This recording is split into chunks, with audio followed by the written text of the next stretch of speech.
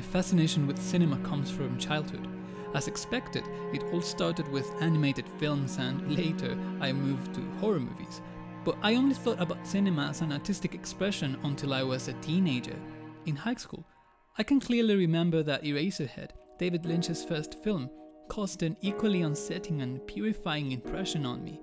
It was the first time I watched something like that. The combination of harsh sounds, surrealistic imagery and nightmarish atmosphere made me feel like I was before an authentic work of art. Maybe it was the first time I dared to consider a film as something more than just entertainment, because of course Eraserhead never bored me, but it wasn't just that, it marked me. It got stuck in my head for days and completely changed the way I perceived cinema. Now I thought of it as the creation of an internal universe that didn't always make sense for the viewer, but that you could perceive through sensibility. Now I want to talk about cinema as an art form, but first I find it necessary to explain why, in the first place, any artist feels the impulse to create. It's only natural for human beings to share their experiences to amplify their existences. It's a consequence of our character as social beings. Communicating allows us not only to know other people, but to know ourselves through our interactions. Art does something similar with individuals. Even people who have got no intentions of becoming artists might have wondered what the purpose of art is. My answer: it's completely useless, at least in a practical way.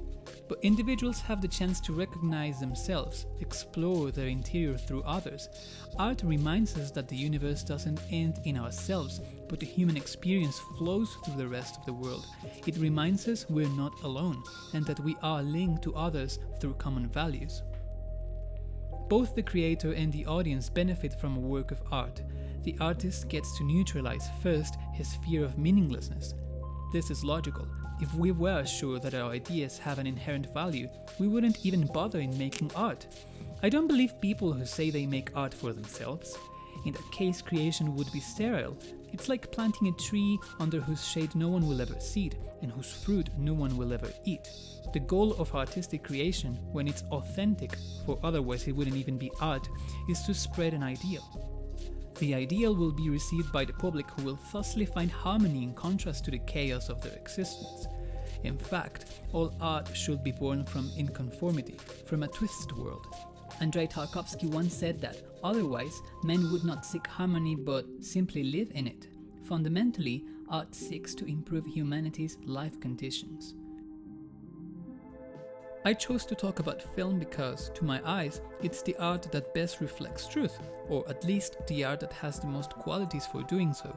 It's often said that cinema is a mixed art because it includes music, painting, theatre, literature. Certainly you could take inspiration from other art forms to carry out cinematic creation, but if we recognize cinema as a complete autonomous art, then we should be able to distinguish its immanent principles and not assume it's just a mix of other expressions. Actually, this would render it less valuable as art. Just like painting works with color and shape, music with sounds, and literature with words, cinema also has a primordial element: time. Music works in this way too, but only film has been capable of portraying the passing of time with all of its genuine weight.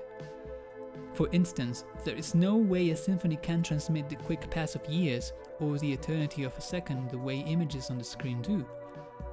As time is something that concerns all of humanity and even subordinates our actions, cinema reflects the truth of mankind with the best precision.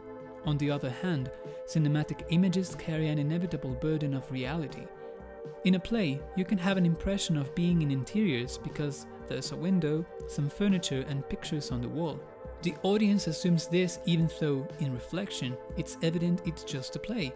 Or in a novel, it's easy to imagine a complete landscape with only a few words. I would even say that in literature, it's more effective to keep descriptions to minimal levels so the reader can create their own ideas. An excess of details would simply be confusing and frustrating. Unlikely in film, images must cover all of these elements in an authentic, precise way, because otherwise they would simply not exist. If you want to portray wind, the trees will dance in the distance, or you might suggest the presence of a river with sound, even if you don't show it. Because cinematic images are assumed as reality, everything not in them will disappear. Cinema, in this way, allows the author to create the closest versions of their own truth. which is the principle of all art. This truth must not be mistaken with common reality or the conceptualization of objects on the screen. No, I mean the emotional purity of the author. If in the movie there is a shot of a house, the picture will take a more profound meaning than a simple building. We can think of the experiences that have had place in there, maybe the nostalgic memories the artist left imprinted on the composition. Through this subjective and thus authentic representation, the audience associates the image with their own reality. The house of the film is now theirs, and this way they go back to their own childhood memories. For this reason, filmmakers should avoid the imposition of their own thoughts on the audience. They should just show life, which never offers direct explanation, and the viewers will find their own meaning.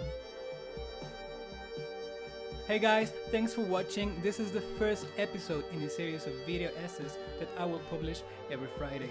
So don't forget to like and subscribe, and see you next week.